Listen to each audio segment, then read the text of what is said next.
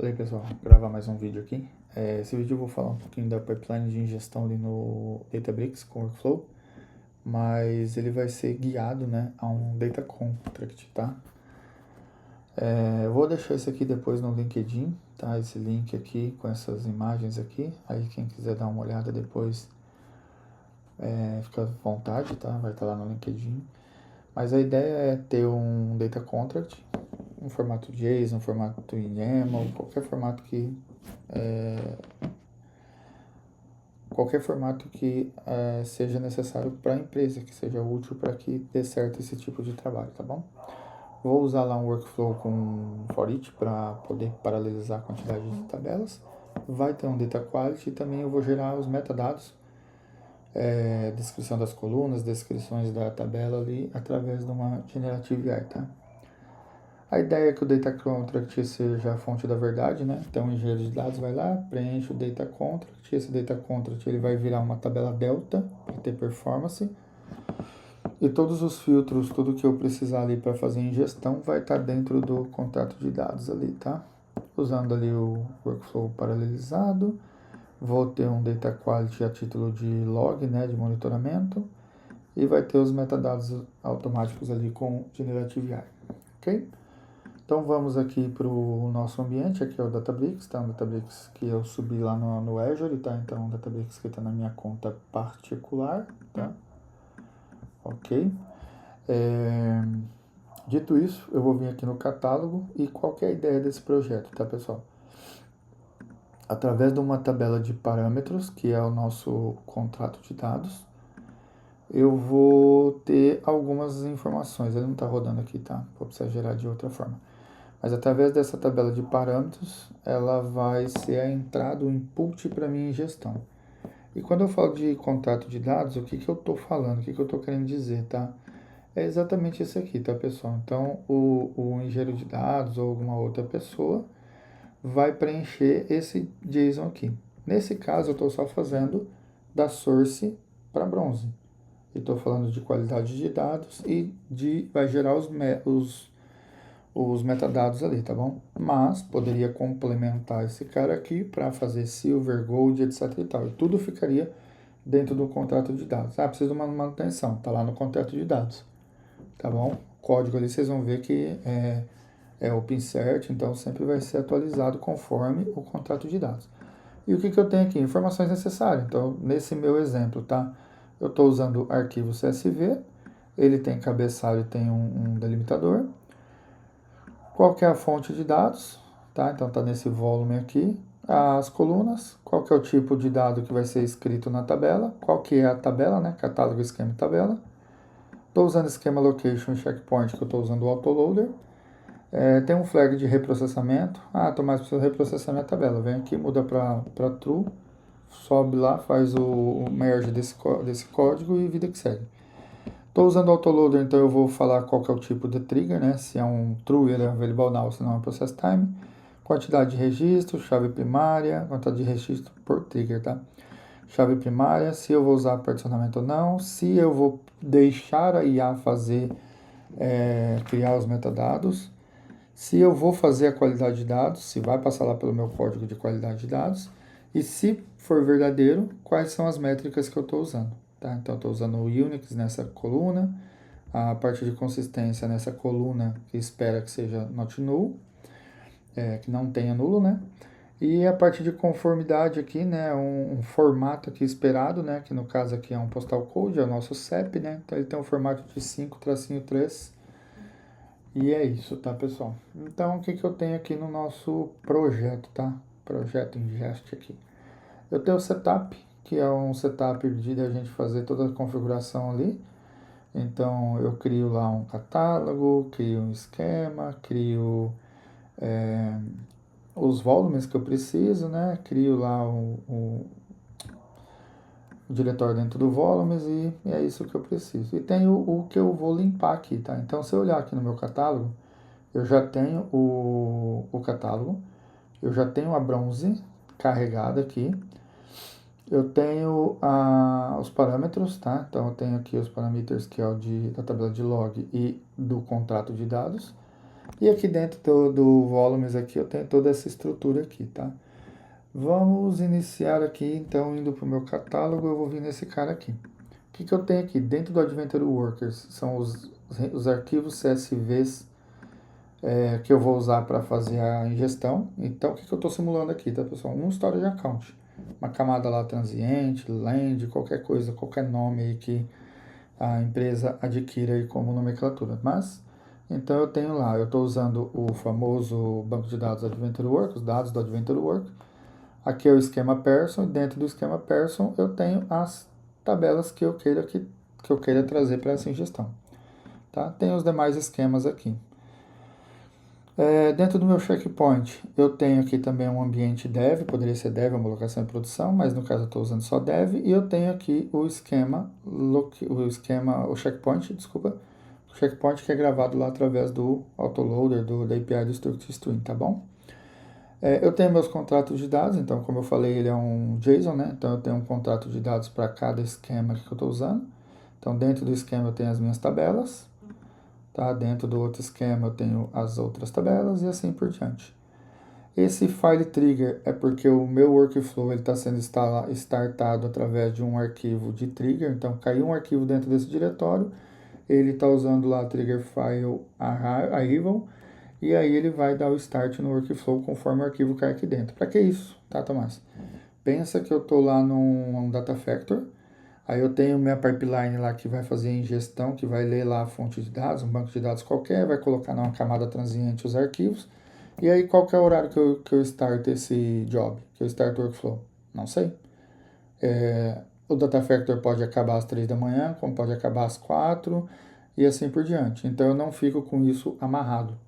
Dessa forma que eu fiz, o data factor terminou de fazer a carga lá para a camada transiente, vai ter um outro step, uma outra atividade que vai gerar esse arquivo aqui dentro para mim. Dentro de onde, Tomás? Dentro de um volume, dentro do storage, dentro de onde a empresa quiser que gere esse arquivo. O arquivo chegou aqui dentro, o workflow é startado. Vou mostrar essa execução daqui a pouco. E aí, por fim, tenho o esquema location, também separado por ambiente e pelas tabelas que a gente tem ali. Beleza, mostrei a bronze, mostrei aqui os volumes e mostrei a tabela de parâmetros. Vamos lá. Então, aí, como eu estava falando para vocês, eu tenho o arquivo que vai fazer a limpeza disso, tá? Porque nós vamos começar aqui do zero, tá? Então, eu vou deletar com cascade aqui, ó, vou dar um drop no esquema com cascade, então ele vai deletar tudo que está lá dentro. E da mesma forma que eu estou dando um drop aqui, eu vou recriá-los aqui, tá bom? Aí eu vou lá no checkpoint e vou deletar o checkpoint para o autoloader entender que ele precisa iniciar uma ingestão do zero. Vou dentro do esquema location e vou fazer a mesma coisa, gravar os esquemas do zero. E vou limpar esse cara aqui só por limpar mesmo, ele já está aqui no código, vamos limpar tudo. Se eu voltar aqui agora no nosso esquema, a gente está com a tabela bronze vazia, parameters vazios, só que esses caras aqui, pelo menos a estrutura eu tenho, né? Já arquivo dentro deles eu não tenho mais, eu vou ter só dentro de Contract Mode e dentro do Adventure Workers aqui. Ok? Dito isso, vamos aqui pro job. O que eu tenho aqui de job, tá, pessoal? Então eu tenho um primeiro job que eu chamei de Ingest File Source, é aquilo que eu comentei. Estou simulando o Data Factor. Então o Data Factor vai lá e vai startar esse cara que vai lá no banco de dados, pegar o arquivo e jogar dentro do storage. Acabou de fazer o processamento aqui de uma ou N tabelas, o último step dele é esse. Então esse cara aqui ele vai gravar o arquivo lá no volume, no meu caso é um volume, né? Mas dependendo da empresa pode ser um storage. E quando o arquivo chegar, ele vai vir para ele vai dar o start nesse job aqui, tá, pessoal? Por quê? Porque eu estou usando aqui o scheduler, né? A parte de trigger do file arrival, tá? E aí ele espera alguma coisa acontecer aqui dentro aqui desse cara, ok? Então vamos lá. Voltamos aqui e vamos dar um start nesse aqui, né? Que eu estou falando para vocês. O outro, a trigger, fica aguardando aqui, tá bom? Vamos lá, o que ele está fazendo aqui? Já acabou? Já deu sucesso? Não, está executando. Só demorou para renderizar aqui na tela. tá? Mas ele está fazendo aqui um código Python que eu pedi para uma Generative AI, tá? Não digitei, não sou tão doido assim. Mas o que ele faz? Instala a biblioteca Faker, e aí ele vai gerar ambientes aqui. Eu posso escolher um ambiente dev, ele vai gerar essa quantidade de registros aqui dentro desse destino, tá? E aí ele vai gerar os arquivos para mim. Então ele está gerando lá por esquema, person, product, sales, e cada arquivo lá dentro lá com a quantidade de 100 registros que foi o que eu pedi ali. Se eu tivesse passado aqui na minha classe, né, que eu queria Big Data, por exemplo, está configurado para ele gerar 100 mil registros, mas é configurável, poderia gerar mais. Aí, dito isso, ele vem aqui para esse código, que ele já rodou, tá bom? Não tem problema. O que esse código faz, tá? Através do put, ele vai escrever um arquivo que contém um comentário dentro desse path. Onde que é o path? Lá naquele trigger lá pra gente. Lá naquele arquivinho, lá naquele volume onde é o trigger lá, tá? Então o arquivo vai cair lá dentro com o nome, com o timestamp, txt e o conteúdo dele é desse aqui. Então, mas o que interessa o conteúdo? Nada, tá? Eu só preciso que o arquivo caia lá dentro do volume. E aí, se a gente voltar aqui, vocês vão ver que ele já startou o outro workflow, tá? Então, vocês vão ver aqui que ele já startou, só esperar renderizar aqui na tela, beleza? E aí, ele já até passou aqui do primeiro parâmetro aqui, tá? Da primeira atividade dele aqui. Essa primeira atividade dele aqui, ela é uma atividade que vai buscar todos os nossos contratos de dados, todos aqueles arquivos JSON, e vai escrever na tabela de parâmetros. Tá? Então, se ele já passou por aí, o nosso catálogo que a gente tinha deletado, ele já deve estar por aqui. Então, eu já devo ter a tabela de parâmetros lá. Ok, já tem a tabela de parâmetros.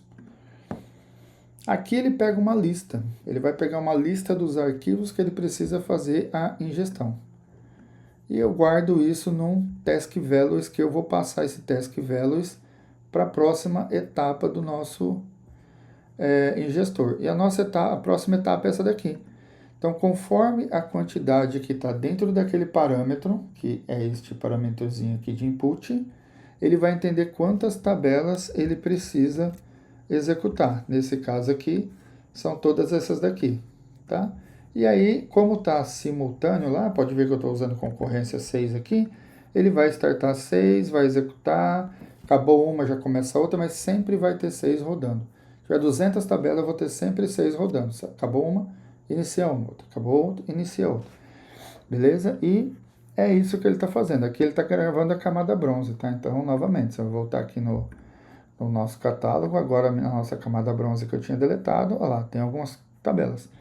Nota que, se eu entrar aqui na tabela, não tem comentário, essa aqui é uma sugestão gerada pela IA, tá? Mas eu não tenho comentário nenhum aqui, eu não tenho nada aqui nessas tabelas, ok?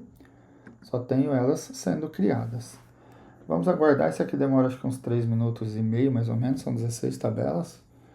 Vamos aguardar aqui. Depois eu entro no código que faz essa ingestão, só para mostrar aí, para ficar legal para vocês. Tá? Mostrar bem rápido ali para não perder muito tempo, os vídeos não ficar muito grandes. Ó, nota que ele já está terminando, iniciando outras tabelas. Ó, ele já está com iteração aqui de 14, já mudou para 16.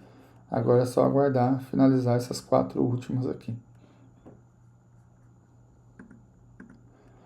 Bacana isso aqui, né? Ele já era tudo simultâneo aqui.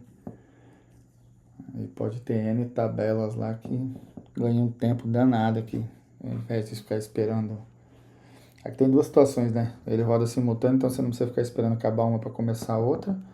E antigamente, né, quando não tinha esse for each, não tinha essa iteração, a gente tinha que criar diversas tasks aqui, né? Então, tabela 1, tabela 2, tabela 3, tabela 4 e assim por diante. Aí ficava um monte de tabela, um monte de tarefa aqui para fazer manutenção. Hoje não, tá tudo dentro de uma caixinha só, você abre lá, vê o que tem para manutenção, se é que dá manutenção, né? Porque o pipeline bem estruturado é bem complicado de dar erro. Mas dá erro, tá, pessoal?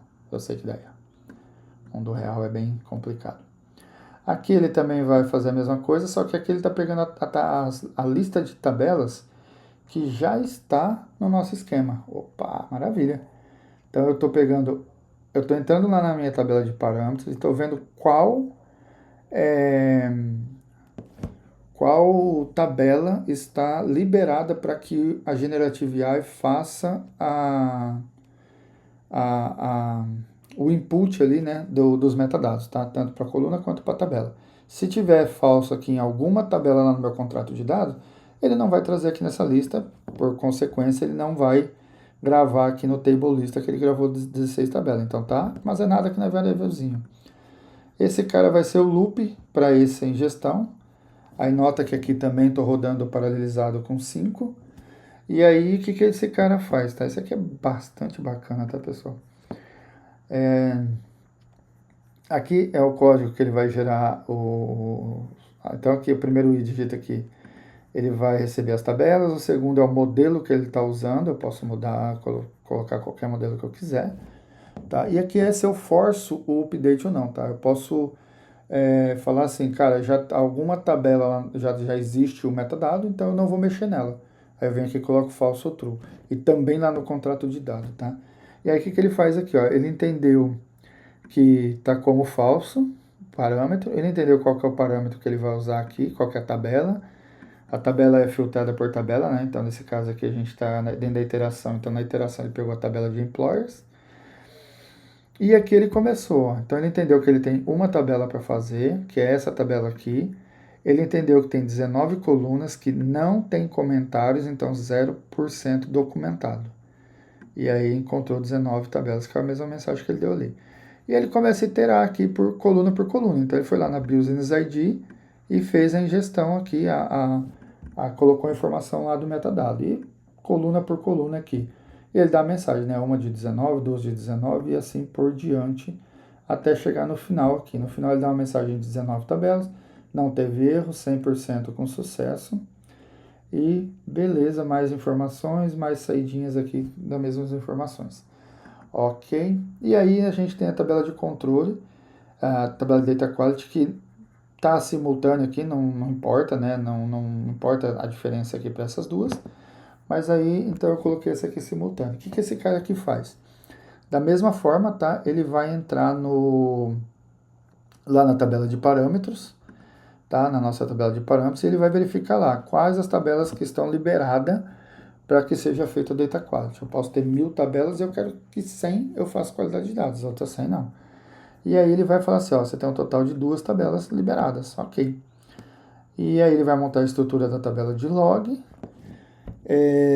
Aqui ele vai fazer o parse, né, das métricas que estão lá na tabela de controle, né, na tabela de controle. Então pensa que a nossa tabela de controle ela vai gravar essas informações aqui da métrica, né, uma lista aqui, ó, uma lista de string, vamos dizer assim, né, e eu preciso fazer o parse desse cara para que seja entendido, né, que essa função run check entenda o que está chegando para ela aqui, que ela tem um formato lá de JSON, ok?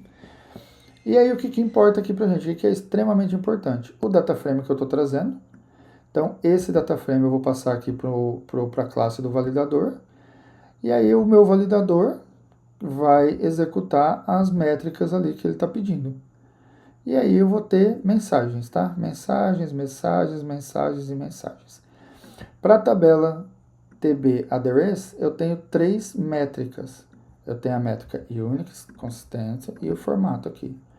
Aí eu falo que tem um total de registro, uma passou, 2 passou e uma falhou. Opa, vamos ver depois na nossa tabelinha de log lá o que aconteceu.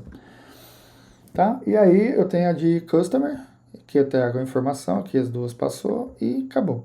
Tá? Então, sem falhas, a tabela, eu tive uma tabela sem falha, tive uma outra tabela que teve erro, 2 tabelas processadas. Beleza, vamos lá. Aqui embaixo tem mais informações de... Ah, legal aqui. Faltou passar isso aqui, ó. Então aqui eu vou fazer a gravação de log, né? Que eu vou escrever lá na tabela. Claro, tem que escrever na tabela de log, né? Então eu tenho uma função aqui bacana, tá? O que eu faço aqui, ó? Primeiro eu vou perguntar para o catálogo, né? Cara, a tabela existe? Se a tabela não existir dentro do catálogo, ele vai vir aqui para baixo. E aí ele vai falar aqui a mensagem, a tabela não existe no catálogo, criando a tabela com carga inicial. Nada mais do que pegar o dataframe e fazer uma escrita com save as table lá na tabela. E aí ele vai falar aqui pra gente, ó, a tabela de destino é essa, ele tem um run ID, porque eu posso ter mais de uma execução ao mesmo tempo, então ele vai pegar um bloco de informações e vai escrever. Ah, tem outro bloco, ele vai escrever. Então o run ID é como se fosse uma chave primária mesmo, uma execução primária, tá? Qual que é o ambiente que ele está? Ele gravou 5 registros, porém um registro aqui falhou, tá, pessoal?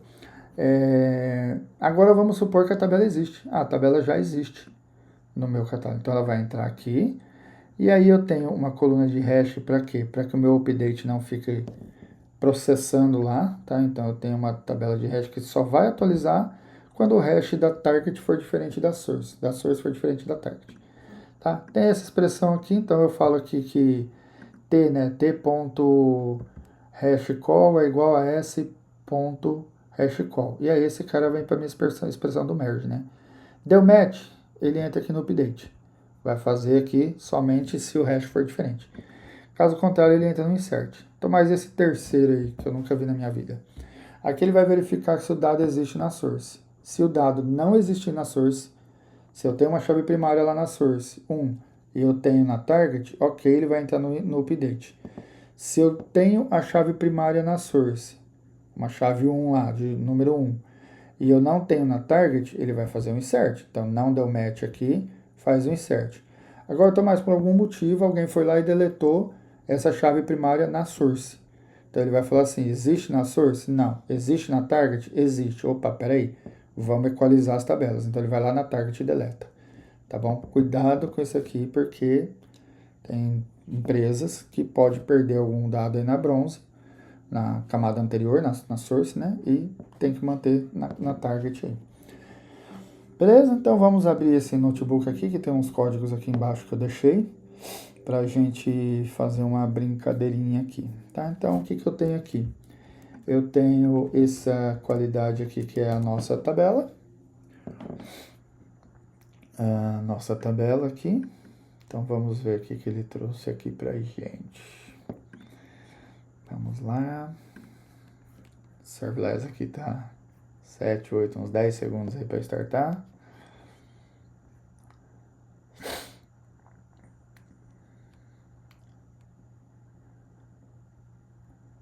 Beleza. Aí eu tenho aqui, ó, 3 métricas, que são essas 3 parâmetros aqui. 2 passou e 1 falhou, e a tabela tá aqui no fundo, tá, pessoal? Então eu tenho aqui a tabela, ó, de endereço, que são essas 3 aqui. Aí ele falou para mim aqui que falhou.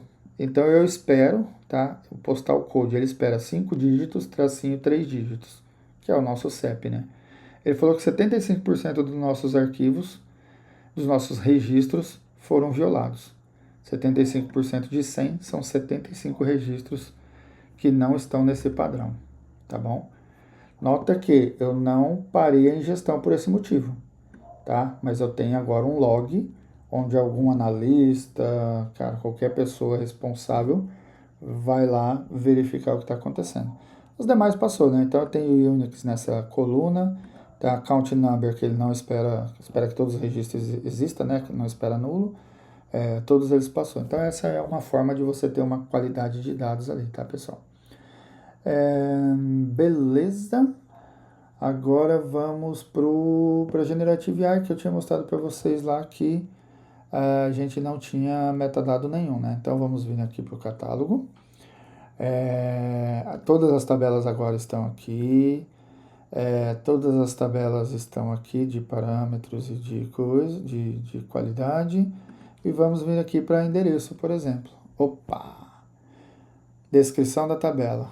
Armazena informações de endereço, incluindo linhas de endereço, cidade, estado e código postal. Colunas, comentários aqui de todas as colunas, tá bom? Vamos vir para outra aqui, sei lá, departamento. Tá lá também. Produto, categoria, tá lá também. Customer, tá lá também. Também tá lá, tá? Então, todas elas foram criadas através de uma Generative AI. Agora, dependendo da empresa, um analista, uma pessoa vem aqui, valida, tá ok, bola para frente. Que mais que eu tenho aqui? Tá, vou mostrar um pouquinho do projeto bem rápido, tá? Porque tem bastante código, aí quem tiver dúvida me pede que eu passe esse código para vocês, ou eu vou tentar colocar no GitHub, tá? Setup eu já falei, então vamos ver aqui esse código para criar os CSVs, tá? Pessoal, bem simples aqui o objetivo, tá? Não criei esse código, não gerei uma linha de código, não fui eu que fiz isso aqui, tá? Rapaz, tá difícil pegar esse negócio aqui, viu? Aí, pegou. Quem que gerou esse código para mim, tá? Acho que tá aqui embaixo. Aqui, ó, Cloud Code. Porém, e isso é extremamente importante, todo código que você gera através de uma cloud, todo sem exceção de nenhuma, você tem que ter revisão de uma pessoa humana, de um profissional, para validar se está ok. Por quê, Tomás? Porque o código pode estar errado, primeiro ponto. Porque o código está não performático, então dependendo do trabalho que você está fazendo, você precisa saber o que você está fazendo para você não gerar código, desculpa a palavra, porco, e assim por diante, tá, pessoal? Então é isso. E aí, o que esse cara faz, tá? Esse aqui é o projeto, então tem alguns arquivos ali dentro. Eu tenho um arquivo que é o script principal, configuração, notebook e a documentação. E ele vai gerar lá dentro do volume, né, Adventure Workers, essa estrutura de esquema aqui. E dentro dessa estrutura de esquema, eu vou ter os arquivos, os CSVs, tá? E aí, só para não passar batido e não ficar só no README, tá? Tem esse notebook aqui, que eu passo aqui o path da onde está esses arquivos aqui, tá? Aqui ele vai encontrar esses dois arquivos aqui, que são os geradores, são onde fica todas as configurações. Aqui nesse cara aqui, né, então ele vai informar pra gente aqui como que eu quero montar meu ambiente. Eu montei um ambiente de dev, então ele trouxe 100 registros para cada arquivo e gravou lá dentro desse path aqui, tá? E aqui ele mostra pra gente como que foi gerado. Então aqui eu tenho o esquema person e os arquivos dele, o esquema produto e os arquivos dele, e assim por diante. Beleza? Então falamos aqui de como foi gerado o arquivo. Vamos vir para o pipeline agora. O pipeline é aquilo que eu comentei para vocês. Então, eu vou ter lá o contrato de dados que está no formato JSON.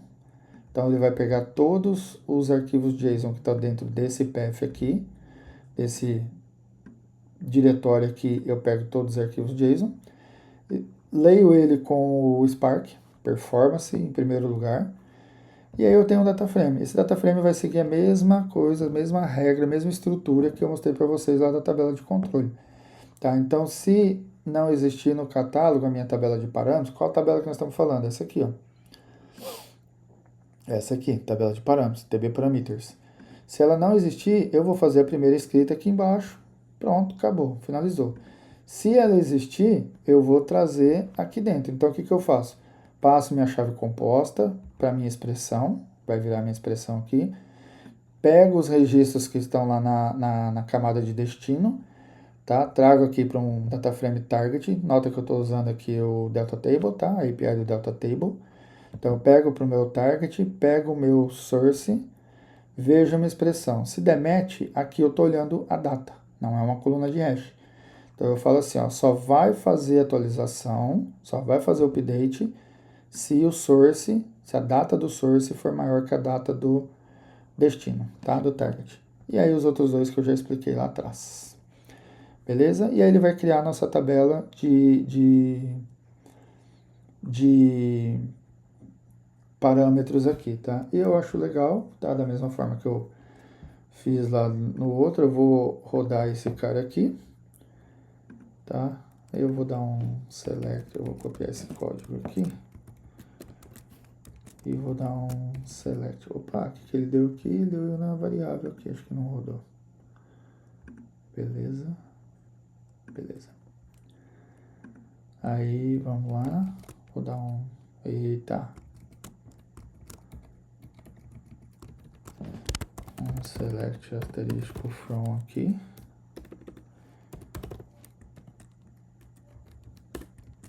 Um ponto de display aqui no finalzinho, só pra gente ver aqui a tabela, tá? Então, tudo que era contrato, tá? Por exemplo, aqui, ó, tem o contrato de person, tá? Tem o contrato de person, tem o contrato de endereço, tá? Address, e tenho 16 contratos lá. Deixa eu tirar esse if exist aqui, que não cola aqui não, né? Aí tudo o que é de contrato por tabela, ele foi gerado dentro dessa tabela de parâmetros. Para quê? Para ter performance, tá? Então, quando eu fazer um filtro, alguma coisa, tem aqui todas as tabelas, tem o formato, tem o source, tenho a parte do trigger, tem aqui meu schema location, tenho aqui é um CSV, né? Mas se fosse um parquet, esses caras estaria vazio, por exemplo. Tem as colunas, tá? Coluna e tipo de dado das colunas, schema location, ó, e tudo que a gente precisa para que funcione, inclusive as métricas, tá? Então, como eu falei para vocês, ó, data quality tem que estar igual a true e eu tenho que passar a métrica aqui, tá? True tem que passar a métrica aqui. Se tiver falso, ele vai ignorar lá, não vai gastar processamento e fica tudo certo. Beleza? Passamos aqui pelo Data Contract. Aqui é o da Trigger, tá? Que eu comentei para vocês, que no finalzinho lá do processamento vai gerar um arquivo. O que é o arquivo aqui? Então eu tenho um formato, né, de tabela que eu quiser, nome que eu quiser, nomenclatura que eu quiser, e o timestamp, tá? Dentro do arquivo eu vou ter esse comentário. Aqui é o destino onde ele vai gravar, e eu estou usando o próprio client aqui do Databricks, né, o dbutils put, que ele vai pegar esse caminho, o nome do arquivo com o timestamp e o txt, vai pegar esse comentário para incluir lá dentro do arquivo, e se tiver um no mesmo timestamp ali, ele vai fazer um override. E aí a mensagem que ele traz é essa, né, arquivo X, né, o nome aqui, criado com sucesso dentro desse volume, conteúdo do arquivo, ele traz lá a data e a hora e uma mensagem aqui, simples assim. Vamos aqui para o Data Quality, depois eu volto para aquele ali, que esse aqui acho que é aquele ali é o maior de todos. Aqui é a validação de Data Quality, tá? Então, acho que eu já falei desse, mas eu vou falar bem rapidinho de novo, tá? Aqui são as bibliotecas, né, para encontrar os arquivos, aqui são só parâmetros, aqui ele traz a informação que eu preciso, lembra lá do Data Quality igual a true, né? Então ele vai trazer só as tabelas, nesse caso ele encontrou duas.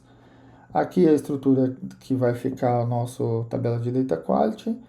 Aqui ele carrega a tabela que ele vai precisar fazer a qualidade de dados. E aqui ele usa as funções que precisa lá, tá? Então ele vai usar a classe aqui dentro do DataFrame, vai usar o validator.runChecks, que é as métricas que precisa fazer, e esse resultado vai gerar, cria, né, umas colunas aqui, tá? Então esse aqui é um parâmetro de colunas. Aí eu crio essas colunas e tenho o resultado final, que vai ser o nosso DataFrame que vai escrever lá dentro da tabela, ok? Aqui eu tenho informações de métricas, o que aconteceu, até chegar aqui no final, onde a gente vai escrever, né? Se for a primeira execução, vem aqui. Se for a segunda, vem para o merge. Beleza? E aqui o framework, tá? Então tem um framework que ele aceita aqui, acho que é 10 métricas que eu tenho.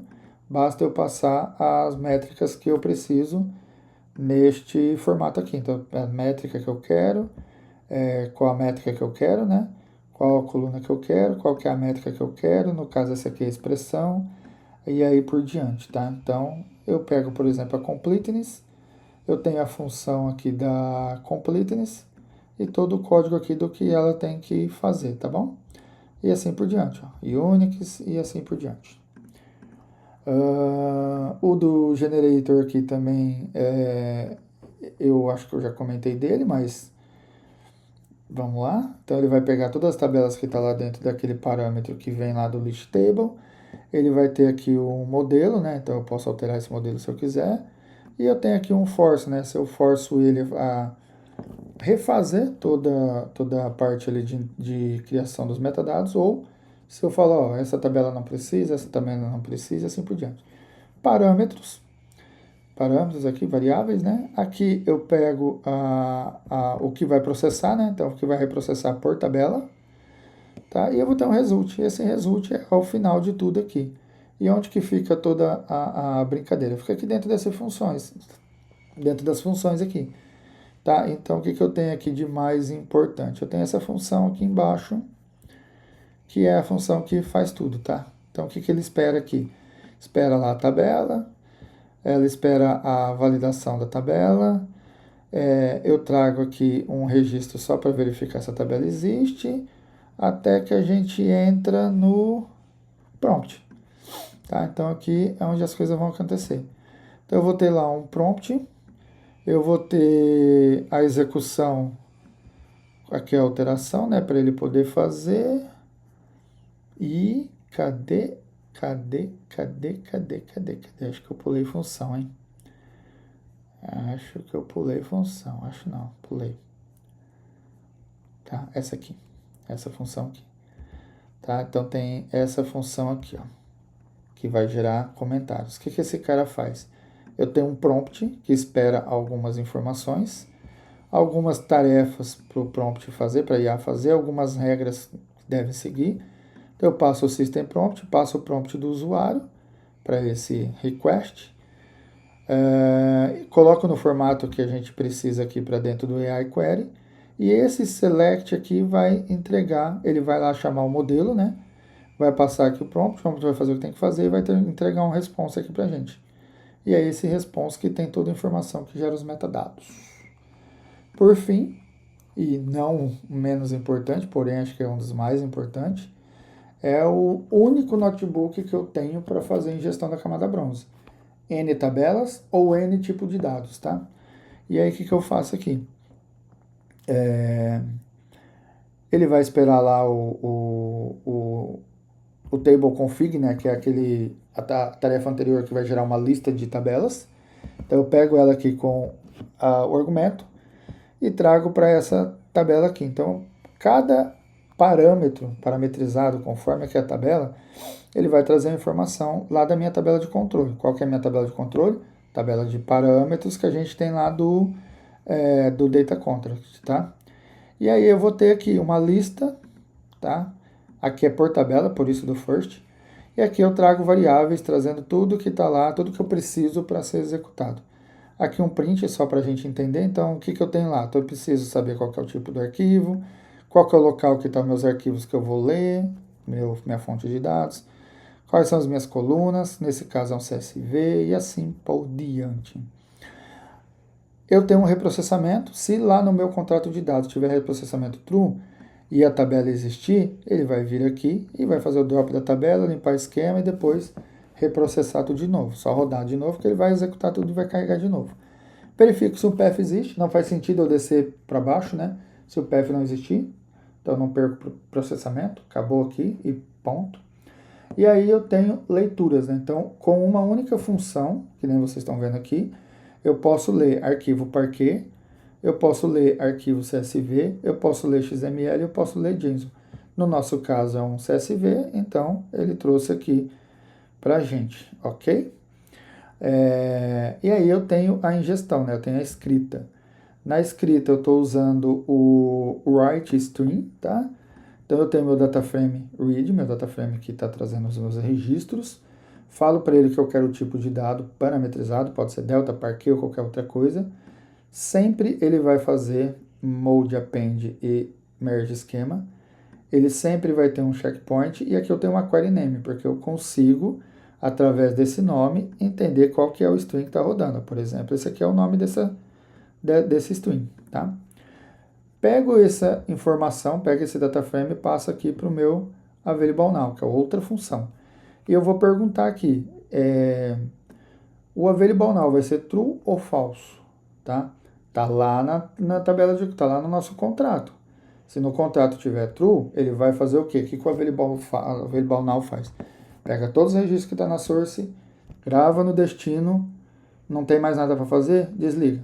Dá um stop aí no stream, dá um stop no job, acabou, não gasta mais processamento. E onde que ele vai gravar? Catálogo, esquema e tabela. Então, mas e se o available now tiver falso? Por padrão, ele faz um process time padrão que eu coloquei, tá? Meu padrão. O meu padrão é de 60 segundos, tá? É configurável isso, dá para diminuir. Padrão do Spark, 500 milissegundos, tá? Mas o meu padrão está configurado para 60 segundos. Tomás, mas eu preciso de 10 segundos. Ok, altera aqui para 10 segundos. Ele vai pegar o parâmetro que está aqui. E aí a gente tem as funções que faz tudo isso acontecer. Então eu tenho uma função que vai ler a minha tabela de controle e eu tenho a função do meu read string com autoloader. Tá? Então o que eu estou lendo aqui? Eu tenho os parâmetros padrão para que o meu autoloader funcione. O que ele espera? Ele espera um formato, ele espera lá uma quantidade de trigger, ou ele pega padrão, acho que 1000 é padrão, tá? Ele vai fazer inferência de tipo de coluna, string, double, etc. Eu falei que não. E ele vai trazer aqui um schema location. Se eu estiver usando um parquet, por exemplo, ele vai pegar esses parâmetros, vai passar aqui para o options e vai fazer o read string no formato cloud files, vai escrever esses dois caras e vai pegar aqui o dado de onde está e vai gerar um data frame. Tá? Esse é um padrão que não depende de nenhuma outra configuração. No nosso caso, a gente está usando o CSV. Então, ele vai entrar aqui no formato, e vai falar assim, cara, você está usando o CSV. Ele vai pegar esses dois parâmetros, vai acoplar aqui nessa variável, aí vou ter esses 4 parâmetros mais esses dois, e aí ele vai vir aqui para o options, tá bom? E aí eu tenho mais uma informação que pode ser relevante para as empresas, né? Eu posso ter algumas tabelas que eu vou passar esse esquema fixo. Essa tabela sempre vai ter 10 colunas e o tipo de dado dessas colunas são X.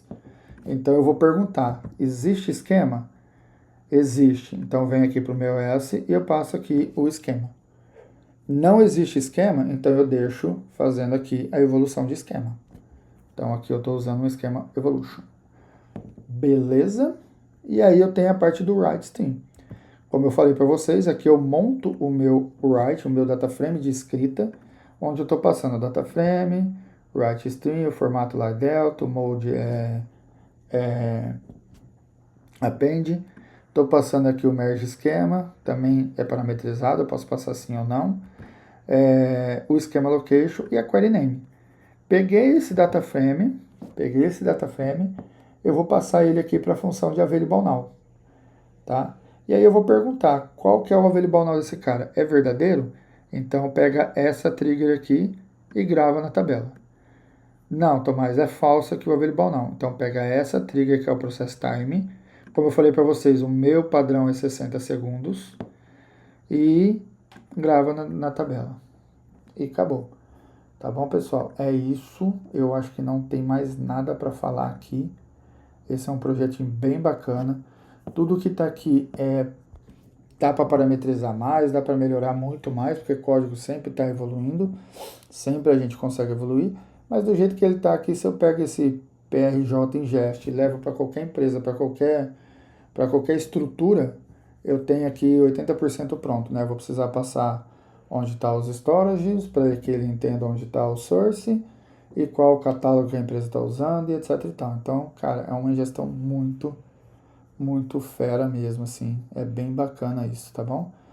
E é isso, pessoal. Tá aí o nosso job rodou com sucesso, tivemos a qualidade de dados, tivemos todos os metadados preenchidos, tivemos todas as tabelas inseridas na bronze. Tomás, e se eu quiser uma silver? Você pode iniciar a mesma estrutura. Você gera um arquivinho de lista de tabelas que já passou pela bronze, ou você pode usar esse mesmo. Vai criar uma caixinha dessa daqui com loop, amarrar nesse cara e falar, ó, agora você carrega as tabelas da silver. O que muda? Muda o seu contrato de dados. Aqui no seu contrato você vai colocar, por exemplo, que você quer a silver, quais são as colunas da silver columns, e assim por diante. Se você tiver uma regra de negócio, você pode colocar aqui, regra de negócio, e isso vai ser escrito lá na sua tabelinha de parâmetros, e quando você criar o código para silver, ele tem que entender que ele tem que ir lá no contrato de dados e buscar. E aí você deixa tudo amarrado aqui, desde da tabela de parâmetros, desde a source para bronze, qualidade de dados, também aqui com o gerador e também com a silver, gold, etc e tal. Tá bom? É uma das formas, milhares de formas de fazer uma ingestão, tá, pessoal? Eu acho essa bem bacana, bem legal. Melhores práticas da Databricks está sendo usada aqui, que é o autoloader Generative AI, quer qualidade de dados, então tá tudo bem robusto, bem tranquilo aqui para ser utilizado aí em qualquer empresa, tá? Pessoal, fica à vontade para me contactar lá no LinkedIn e eu vou fazer um post desse aqui com o vídeo aí, tá bom? Valeu, pessoal, um abraço, até mais.